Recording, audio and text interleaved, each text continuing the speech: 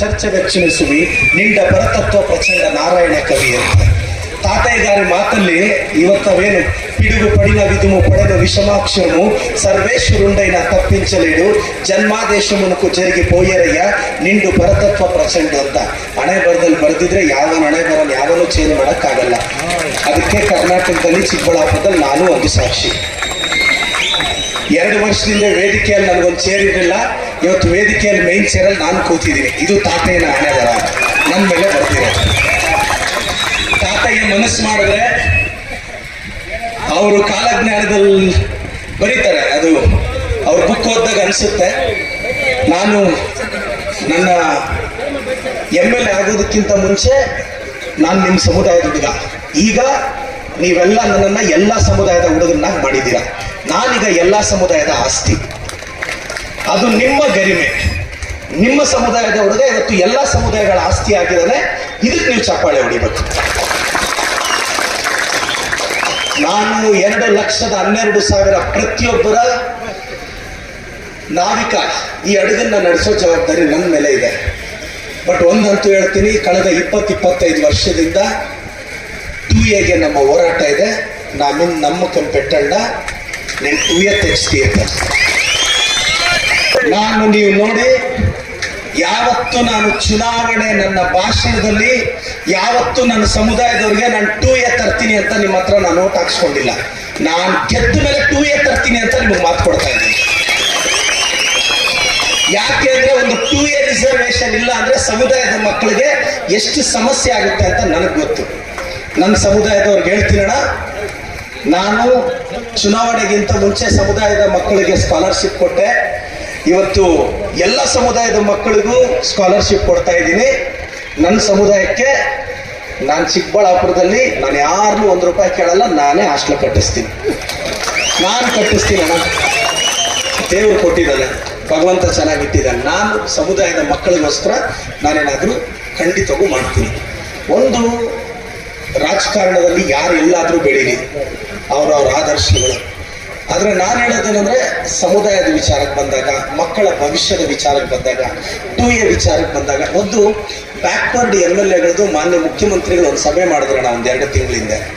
ಅವತ್ತು ಇಲ್ಲಿ ಕೇಳಿದ್ರೆ OBCದು ಎಲ್ಲ MLAಗಳು ಮೀಟಿಂಗ್ ಮಾಡಿ ನಾನು ಅವತ್ತು ಪಾರ್ಟಿಸಿಪೇಟ್ ಮಾಡಿದ್ದೆ. ನಾನು ಎದ್ದು ಮುಖ್ಯಮಂತ್ರಿಗಳಿಗೆ ಒಂದು 10 ನಿಮಿಷ ಎಕ್ಸ್ಪ್ಲೈನ್ ಮಾಡಿದೆ. ಸರ್, ನಮ್ಮ ಕಮ್ಯುನಿಟಿಗೆ 2A ಬೇಕು ಸರ್. ನಿಮಗೆ ಎಷ್ಟು ಜನಕ್ಕೆ ಮಾಹಿತಿ ಇದೆಯಲ್ಲ ಗೊತ್ತಿಲ್ಲ, ಚಿಕ್ಕಬಳ್ಳಾಪುರ ತಾಲೂಕಲ್ಲಿ ನಾವು 41,000 ಇದ್ದೀವಿ. ಅವರ ಇದೀವಿ ಅನ್ನೋದು ನನಗೆ ಅಧಿಕಾರಿಗಳಿಂದ ಗೊತ್ತಾಗಿರೋ ಮಾಹಿತಿ. 41,000 ಇದೆ ಬರೀ ತಾಲೂಕಲ್ಲಿ. ಇನ್ನು ಜಿಲ್ಲೆಯಲ್ಲಿ ಬಹಳಷ್ಟಿದೆ. ಅಂದರೆ ಇಷ್ಟು ರೆಪ್ರೆಸೆಂಟ್ ಮಾಡೋ ಸಮುದಾಯಕ್ಕೆ 2A ಅವಶ್ಯಕತೆ ಇದೆ. ಸ್ಟೇಟಲ್ಲೆಲ್ಲ ಹೋದ್ರೆ ನಾವು 45-50 ಲಕ್ಷ ದಾಟ್ತೀವಿ ಈಗಿರೋ ಮಾಹಿತಿ ಪ್ರಕಾರ. ಅಷ್ಟೇ ಅಲ್ಲ, ಇಲ್ಲಿ ತೆಲಂಗಾಣ, ಆಂಧ್ರ, ಕೇರಳ, ತಮಿಳುನಾಡಲ್ಲಿ, ದಕ್ಷಿಣ ಭಾರತದಲ್ಲಿ ಅತಿ ದೊಡ್ಡ ಸಮುದಾಯ ನಮ್ಮದು. ಇದ್ಯಾರು ಮರ್ತೋಗ್ಬಾರ್ದು ನೀವು. ತೆಲಂಗಾಣದಲ್ಲಿ, ಆಂಧ್ರದಲ್ಲಿ ಅತಿ ದೊಡ್ಡ ಸಮುದಾಯ ನಮ್ಮದು. ಪವನ್ ಕಲ್ಯಾಣ್ ಎಲ್ಲೆಲ್ಲಿ ನಿಂತಿದ್ರು ಅಷ್ಟೂ ಗೆಲ್ತಾರೆ. ಅದು ಸಮುದಾಯದ ಶಕ್ತಿ. ಅವ್ರು ಎಲ್ಲೆಲ್ಲಿ ಅಂದ್ರೆ ಸಮುದಾಯ ಜೊತೆಯಲ್ಲಿದ್ದರೆ ಪ್ರತಿಯೊಬ್ಬರಿಗೂ ಏನ್ ಬೇಕಾದ್ರೂ ಆಗುತ್ತೆ ಅನ್ನೋದಕ್ಕೆ ಇವೆಲ್ಲ ನಿದರ್ಶನ. ನನಗೂ ಒಂದು ಅವಕಾಶ ಸಿಗ್ತಾಣ, ಭಗವಂತನ ಆಶೀರ್ವಾದ. 2 ವರ್ಷದಿಂದ ಆಶೀರ್ವಾದ. ಇವತ್ತು ಜಿಲ್ಲಾ ನಮ್ಮ ಉಸ್ತುವಾರಿ ಸಚಿವರು ಅವರು ಇವತ್ತು 2 ಕಡೆ ಅವ್ರದ್ದು ಪ್ರಶ್ನೆ ಇದೆ, ಕೌನ್ಸಿಲ್ ಅಲ್ಲಿ ಮತ್ತೆ ಅಸೆಂಬ್ಲಿಯಲ್ಲಿ. ಆ ಕಾರಣಕ್ಕೆ ನಿಮ್ಗೆಲ್ಲ ಶುಭಾಶಯ ತಿಳಿಸಕ್ಕೆ ಹೇಳಿದ್ರು. ಮತ್ತೆ 4 ಗಂಟೆಗೆ ರವೀಂದ್ರ ಕಲಾಕ್ಷೇತ್ರದಲ್ಲಿ ಮತ್ತೆ ನಮ್ಮ ಸ್ಟೇಟ್ ಲೆವೆಲ್ ಪ್ರೋಗ್ರಾಮ್ ಇದೆ, ಸರ್ಕಾರಿ ಪ್ರೋಗ್ರಾಮ್. ಅದಕ್ಕೂ ನಾನು ಗೆಸ್ಟ್ ಆಗಿದ್ದೀನಿ. ಅಲ್ಲಿ ಮುಖ್ಯಮಂತ್ರಿಗಳು, ಉಪಮುಖ್ಯಮಂತ್ರಿಗಳನ್ನ ರಿಕ್ವೆಸ್ಟ್ ಮಾಡಿದ್ದೀನಿ. ಅಣ್ಣ, ನೀವೆಲ್ಲಾದರೂ ಇರಿಯಣ್ಣ. ನಾನು ಹೇಳೋದು, ಈ ಸಮುದಾಯದ ನಿಮ್ಮ ರಕ್ತ, ನಿಮ್ಮ ಋಣ ನಾನು ತೀರ್ಸಕ್ಕಾಗಲ್ಲ, ಅದಂತೂ ಹೇಳೋಲ್ಲ. ಆದರೆ ನಾನು 87,000 ಮತಗಳನ್ನ ತಗೊಂಡು ವಿಧಾನಸೌಧಕ್ಕೆ ಹೋಗ್ತೀನಿ ಅಂದರೆ ನೀವೆಲ್ಲ ಒಂದಾಗದೆ ಮಾತ್ರ ಇದು ಸಾಧ್ಯ ಇಲ್ಲ. ಅದಂತೂ ನಾನು ಹೇಳಬಲ್ಲ. ನೀವೆಲ್ಲಿದ್ರು, ಎಲ್ಲಿ ಗುರುತಿಸ್ಕೊಂಡಿದ್ರು, ಬೂತ್ ಮುಂದೆ ಹೋದಾಗ ನಿಮ್ಮ ಬೆರಳು ಎಲ್ಲೋಯ್ತು ಅಂತ ನನಗೆ ಗೊತ್ತಣ. ಅದಕ್ಕೆ ನಾನು ವಿಧಾನಸೌಧಕ್ಕೆ ಹೋದೆ. ಅದಕ್ಕೆ ನಾನು ಎಲ್ರಿಗೂ ಥ್ಯಾಂಕ್ಸ್ ಹೇಳ್ತೀನಿ ಪಕ್ಷಾತೀತವಾಗಿ. ಸಮುದಾಯದ ಋಣ ನನ್ನ ಮೇಲೆ ಇದೆ. ನೋಡಿ, ಆಸ್ತಿ ಅಂತಸ್ತು 40-60 ಸೈಟ್ ಮಾಡೋದು ನನ್ಗೇನು ಗೊತ್ತಿಲ್ಲ ಅಂತಲ್ಲ. ಆ ತಮ್ಮ ಆಂಬುಲೆನ್ಸ್ ಹಾಕಿ ಇವತ್ತು 150 ಜನಕ್ಕೂ ಹೆಚ್ಚು SC/ST ಸಮುದಾಯದವ್ರನ್ನ ಬೆಂಗಳೂರು ಹಾಸ್ಪಿಟ್ಲಿಗೆ ನಾವು ಇನ್ ಟೈಮ್ ಕರ್ಕೊಂಡೋಗಿ ಬಿಟ್ಟಿದ್ದೀವಿ. ₹1 ಕೇಳಿಲ್ಲ, ಟಿಪ್ಸು ಕೇಳಿಲ್ಲ. ನಿಮ್ಮ ಸಮುದಾಯದ ಹುಡುಗ ಇವತ್ತು ಸಮಾಜಕ್ಕೆ ಕೊಡ್ತಿರೋ ಕೊಡುಗೆ ಇದು. ನಾನು ಹೇಳೋದು ಇಷ್ಟೇನಾ, ತೂಯದ್ ನಮ್ದೊಂದು ಬೇಡಿಕೆ ಇದೆ. ಈಗ ನಮ್ಗೆ ಇಲ್ಲೊಂದು ಜಾಗ ಕೊಟ್ಟಿದ್ದಾರೆ ಸರ್ಕಾರದವರು. ಈಗಾಗಲೇ ಸರ್ಕಾರದಿಂದ 50 ಲಕ್ಷ ಬಂದಿದೆ. 50 ಲಕ್ಷದಲ್ಲಿ ನಾವು ಚೌಲ್ಟ್ರಿ ಏನಾದರೂ ಕೆಲಸ ಸ್ಟಾರ್ಟ್ ಮಾಡ್ಬೋದು, ಆದರೆ 50 ಲಕ್ಷ ಕಡಿಮೆ ಆಗುತ್ತೆ. ನಾನು ಅದಕ್ಕೆ ಇನ್ನೊಂದು 2-3 ಕೋಟಿ ಸರ್ಕಾರದಲ್ಲಿ ತಂದು ಒಂದೇ ಸಲ ಸ್ಟಾರ್ಟ್ ಮಾಡೋಣ, ಹಿರಿಯರ ಆಶೀರ್ವಾದ ಎಲ್ಲ ತಗೊಂಡು, ಮತ್ತೆ ನಮ್ಮ ಮುಖಂಡರು ಎಲ್ಲ ಪಕ್ಷದಲ್ಲಿರೋರು ನಿಮ್ಮ ಮಾರ್ಗದರ್ಶನ ಆಶೀರ್ವಾದ ನನಗೆ ಬೇಕು. 50 ವರ್ಷ ಆದ್ಮೇಲೆ ಒಂದು ಅವಕಾಶ ಬಂದಿದೆ. 50 ವರ್ಷ ಆದ್ಮೇಲೆ ನನಗೀಗಲೂ ಮುನ್ಸಿಪಲ್ ಕಾಲೇಜ್ ನೋಡಿದಾಗೆಲ್ಲ CV ವೆಂಕಟರಮಣ ಅವ್ರು ಜ್ಞಾಪಕ ಬರ್ತಾರೆ. ಅವ್ರು ಹೇಳೋದಿಲ್ಲ, ನಾನಂತೂ ಹೇಳ್ತೀನಿ, ತಾವೆಲ್ಲ ಹೆಂಗೆ ಯೋಚನೆ ಮಾಡ್ತಿರಲ್ಲ ಗೊತ್ತಿಲ್ಲ. CV ವೆಂಕಟರಮಣ ಕುಟುಂಬ ಚೆನ್ನಾಗಿರ್ಲಿ ಅಂತ ಬಯಸೋ ಹುಡುಗಾಣ ನಾನು ಕೆಟ್ಟದ್ದು ಬಯಸಲ್ಲ. ಅದಕ್ಕೆ 2 ವರ್ಷದ ನನ್ನ ಆಡಳಿತನೇ ಸಾಕ್ಷಿ. ಆ ಕುಟುಂಬ ಚೆನ್ನಾಗಿರ್ಬೇಕು. ಈಗ ನಾನು ಒಂದು ಲೈಬ್ರರಿ ಮಾಡಿಸ್ತಿದ್ದೀನಿ ಡಿಗ್ರಿ ಕಾಲೇಜಲ್ಲಿ. 6 ಕೋಟಿ ಖರ್ಚು ಮಾಡಿ ಬಿಲ್ಡಿಂಗ್ ಕಟ್ತಿದ್ದೀನಿ. ಅಲ್ಲೊಂದು ಡುಪ್ಲೆಕ್ಸ್ ಲೈಬ್ರರಿ ಮಾಡ್ತಿದ್ದೀನಿ. ನಾನು ಲೈಬ್ರರಿಗೆ CVV ಗ್ರಂಥಾಲಯ ಅಂತ ನಾಮಕರಣ ಮಾಡ್ತೀನಿ. ನಾನು ಅವ್ರು ಕೊಡೋ ಕೊಡುಗೆ, ಮತ್ತೆ ನಗರದ ಪ್ರಮುಖ ರಸ್ತೆಗೆ ಅವ್ರ ಹೆಸರಿಡಬೇಕು ಅಂತಿದೆ. ಖಂಡಿತವಾಗ್ಲೂ ಇವತ್ತಲ್ಲ ನಾಳೆ ಆ ಹೆಸರಿಡ್ತೀವಿ. ಈಗ ನಾನು ನಿಮಗೆಲ್ಲ ಹೇಳಕ್ಕೆ ಇಷ್ಟಪಡೋದಿಲ್ಲ, ನಿಮ್ಮ ಮಕ್ಕಳನ್ನ ಚೆನ್ನಾಗಿ ಓದಿಸಿ. ಸರಸ್ವತಿ ಒಲಿದ್ರೇನೆ ಲಕ್ಷ್ಮೀದೇವಿ ಬರೋದು. ಸರಸ್ವತಿ ಇದ್ರೆ ಲಕ್ಷ್ಮೀದೇವಿ ಒಲಿತಾಳೆ. ಸರಸ್ವತಿ ಲಕ್ಷ್ಮೀದೇವಿ ಇದ್ರೆ ಯಾವುದಕ್ಕೂ ಮಕ್ಕಳಿಗೆ ಹೇಳ್ಕೊಡಿ, ಧೈರ್ಯವಾಗಿರಕ್ಕೆ ಹೇಳ್ಕೊಡಿ. ನಾನು ಹೇಳೋದಿಷ್ಟೇ, ಕೈವಾರ ತಾತೆಯದು 1000 ವಚನ ಇದೆ. ಒಂದು ವಚನ ಪ್ರತಿ ಸಲ ಅವ್ರು ಹೇಳೋದು ಧೈರ್ಯದ ಬಗ್ಗೆನೆ. ನಿಮ್ಮ ಮಕ್ಕಳು ಏನಾದ್ರು ನಾನು ಡಾಕ್ಟರ್ ಆಗ್ತೀನಿ ಅಂದ್ರೆ ಅವ್ರನ್ನ ಹಾಕಕ್ ಬಿಡಿ. ಫೇಲ್ ಇಟ್ಟು ವಚನ ಪರವಾಗಿಲ್ಲ. ಇಂಜಿನಿಯರ್ చేస్తానంటే శేషకిడి ఫెయిల్ అయ్యి వచ్చినా పర్వాలే. ఒక బిజినెస్ చేస్తానంటే ఒక 5-10 లక్షలు బండవాళ్ళ పెట్టి ఫెయిల్ అయ్యి వచ్చినా పర్వాలే. ఏమన్నా గెలిస్తే మాత్రం కోట్లు సంపాదించేస్తాం. ఇది మర్చిపోతుంట. ಇವತ್ತು ನಮ್ಮ ಅಜ್ಜಿ ರಕ್ತ ಜ್ಞಾಪಕ ಮಾಡ್ಕೋಬೇಕು. ನಮ್ಮ ಅಜ್ಜಿ, ಅವ್ರ ಕ್ಯಾನ್ಸರ್ ಇತ್ತು. ನಮ್ಮ ಅಜ್ಜಿ ಎಲ್ಲರೂ ನಾನು ಎಲೆಕ್ಷನ್ ನಿಂತ್ಕೊಳ್ಳ ಬೇಡ ಅಂತ ಗೊಂದಲ ಇದ್ರೆ, ನಮ್ಮ ಅಜ್ಜಿ ಅವ್ರ ಕ್ಯಾನ್ಸರ್ ಇತ್ತು, ಲಾಸ್ಟ್ ಸ್ಟೇಜ್. ನಮ್ಮ ಅಜ್ಜಿ ಹೇಳ್ತಾರೆ, ರೈ ಅಯ್ಯಿಂದ ಐಕೊಂಡ್ರ ಗೆಲ್ಲಿಸ್ದೆ MLA ಆಯ್ತು, లేకుంటే బాగుంటుంది పోరా ಅಂತ ನಮ್ಮ ಅಜ್ಜಿ ಧೈರ್ಯವಾಗಿ ಹೇಳಿದ್ರು. ನಾನು ಪ್ರಮಾಣ ವಚನ ಸ್ವೀಕರಿಸೋವರೆಗೂ ಇತ್ತು. ಅದ್ರಲ್ಲಿ 4ನೇ ದಿನ ಆಕೆ ತೀರೋದು. ನಮ್ಮ ಅಜ್ಜಿ ನನ್ಗೆ ಹೇಳ್ಕೊಟ್ರು, ಪೋ ಐತೆ ಕಾನಿ ಪೋತೆ ಪೋನಿ ಅಂತ. ನಾನು ಹೇಳೋದು ನಿಮ್ಗೆ ಇಷ್ಟೇ, ನಿಮ್ಮ ಮಕ್ಳು ಏನಾದ್ರು ಒಂದು ಕೌನ್ಸಿಲರ್ ನಿಲ್ತಾರ, ನಿಲ್ಲಕ್ ಬಿಡಿ. సోలిపోతే అంత్యపాయ. మెంబర్ కేస్తారా ఏషకిరండ మాటకు మిస్తే మర్యాద పోతుంది ఉంది అని ఎవడన్నా చెప్పిండేది ఊరూరు జీవితాల్లో. ఏమన్నా మాట్లాడతాడు, నువ్వు ఎలక్షన్ కేస్తే మర్యాద పోతుంది ఉంది అని ఎవడు చెప్పినాడు మనకి. ఊరికి లేనివన్నీ ఉంది అనుకొని పోయింది అనుకునేది కదా. నాకు ఇట్లా ఏమి నేను 100 జనం నడితే ఏమన్నా ఎలక్షన్ డిపాజిట్ వస్తుంది బుద్ధి నీకు. 100 ಜನ ನಡುತ್ತೆ ಬಳಪಲ. B form ಆಡಿಸ್ತಾನೆ. నేను ఊరికే చెప్తాను మీకు, ఈ 100 జనం మాట నేను నింటే ಇವತ್ತು ಮೋಸ್ಟ್ಲಿ MLA ಕಂತ ಸ್ಟೇಜ್ ಕುದುರು లేదో తెలియదు. కూస్తా అంటే అంత లెవెల్ అంతా నాకు ఉంటాను. ఆ బయటలో ఎడన్నా కూకుంటారు. ఆ బయటలో కూకొని అడంత పలావ్ తినుకొని వెళ్ళిపోతారు కదా. అప్పటి చెప్పు ఎంత జనం అయ్యలు అంటే ఒట్లు ఏమో అవుతున్నారా.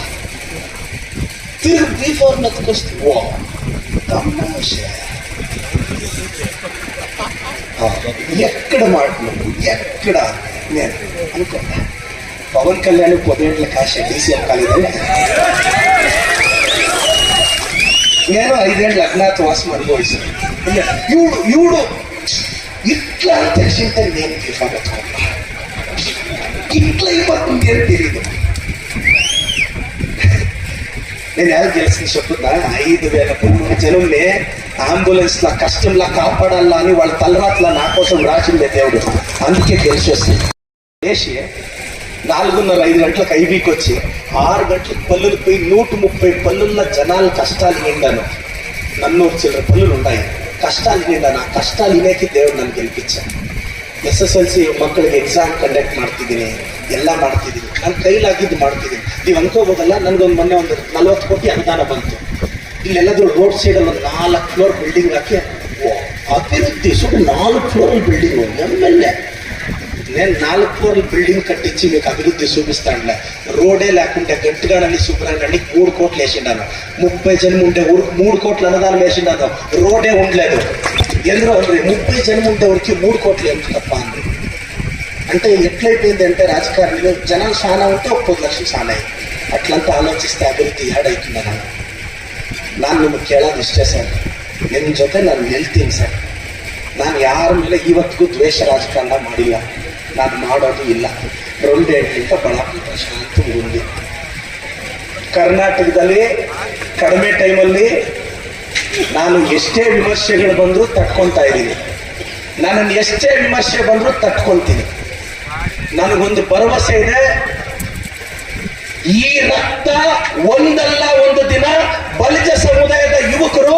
ಈ ರಾಜ್ಯ ನಡೆಸ್ತಾರೆ ಬಂದಿಟ್ಕೊಳ್ಳಿ ಬಲಿಜ ರಕ್ತದಲ್ಲಿ ಹುಟ್ಟಿರೋ ಹುಡುಗ ಅದು ಯಾರು ಅಂತ ಗೊತ್ತಿಲ್ಲ ನನಗೆ ನನ್ನ ಅನ್ಕೋತೋಡ್ರಪ್ಪ ತಿರುಗಿ ತೊಕ್ಕೇಸ್ತಲ್ಲೋ ನನ್ನ ಡೈಲಾಗ್ ಸೊತ್ತಿದ್ದೆ ಬಲಿಜ ಸಮುದಾಯದಲ್ಲಿ ಹುಟ್ಟಿರೋ ಯಾವುದೋ ಒಬ್ಬ ಯುವಕ ಈ ರಾಜ್ಯ ನಡೆಸ್ತಾನೆ ನನ್ನ ನಂಬಿಕೆ ಇದೆ ಅದು ಯಾರು ಬೇಕಾದ್ರೂ ಆಗ್ಬೋದು ನೀವ್ ಆಗ್ಬೋದು ನಿಮ್ಮ ಮಗ ಆಗ್ಬೋದು ನಿಮ್ಮ ಮೊಮ್ಮಗ ಆಗ್ಬೋದು ಆ ನಂಬಿಕೆ ಅಂತೂ ಇಡಿ ಅದು ತಾತಯ್ಯಗರ ತಾಕತ್ತು ನಾನು ನಮ್ಮ ಶ್ರೀಕೃಷ್ಣ ದೇವರಾಯರ ಆಶೀರ್ವಾದ ತಾತಯ್ಯರ ಆಶೀರ್ವಾದ ನಮ್ಮ ಸಮುದಾಯಕ್ಕೆ ತುಂಬಾ ಜನ ಹಿರಿಯರ ಕೊಡುಗೆ ಇದೆ ನಾವೆಲ್ಲ ಒಗ್ಗಟ್ಟಾಗಿಲ್ಲ ಅಂದ್ರೆ ಏನು ಅಚೀವ್ ಮಾಡೋಕ್ಕಾಗಿಲ್ಲ ಸರ್ 2A ನಿಮಗೋಸ್ಕರ ಬೇಕಾಗಿಲ್ಲ ನನಗೂ ಬೇಕಾಗಿಲ್ಲ ನಿಮ್ಮ ಮಗ MBBS ಎಂಟ್ರೆನ್ಸ್ ಬರೆದು CET ಸೆಲ್ಲತ್ರ ಹೋಗಿ 1 ಮಾರ್ಕಲ್ಲಿ ಸೀಟ್ ಮಿಸ್ ಆದ್ರೆ ఏడ్చుకొని అవుతుంది వస్తుంది చూడి అవుడు అర్థమైతుంది మీకు 2A యాలు కావాల్సిందే అని మంచి ఇంజనీరింగ్ కాలేజ్లో సీట్ సిక్కలేదప్ప అని మీ కొడుకు ఏడ్చుకొని వస్తాడు కదా ఆపద అర్థమైతుంది యాలు 2A కావాలా అని